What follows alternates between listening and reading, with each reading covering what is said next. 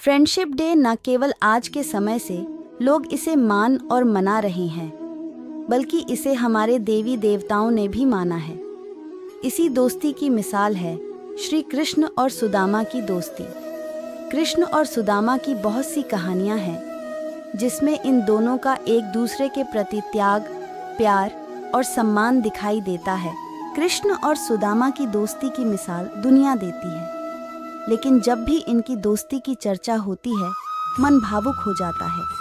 एक बार गुरुकुल में शिक्षा पूरी करने के बाद कृष्ण और सुदामा अपने अपने घरों में वापस चले गए। सुदामा वेद का पाठ करने के बाद भिक्षा लेकर जीवन यापन करने लगे और कृष्ण राजनीतिज्ञ बन द्वारिकाधीश बन गए। विवाह के बाद सुदामा बहुत दुखी होकर जीवन व्यतीत करने लगे। तब उनकी पत्नी ने कहा कि वे अपने मित्र द्वारकाधीश श्री कृष्ण से सहायता मांगे।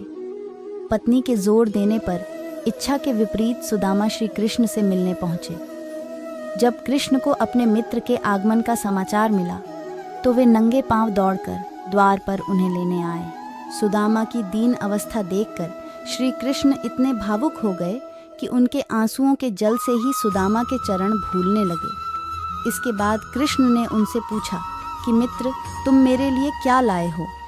शर्माते हुए सुदामा ने पत्नी द्वारा दी गई चावलों की पोटली आगे कर दी।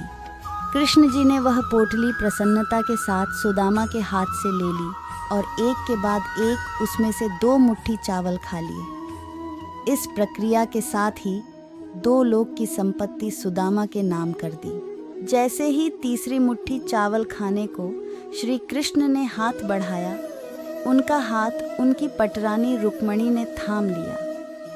सभी लोग विस्मय से रुक्मणी को देखने लगे कि आखिर उन्होंने ऐसा क्यों किया। तब रुक्मणी ने कहा, प्रभु, आपने 2 मुट्ठी में 2 लोक तो दान कर दिए हैं, अब तीसरा मत कीजिए, वरना हम सब और आपकी प्रजा कहाँ जाएंगे।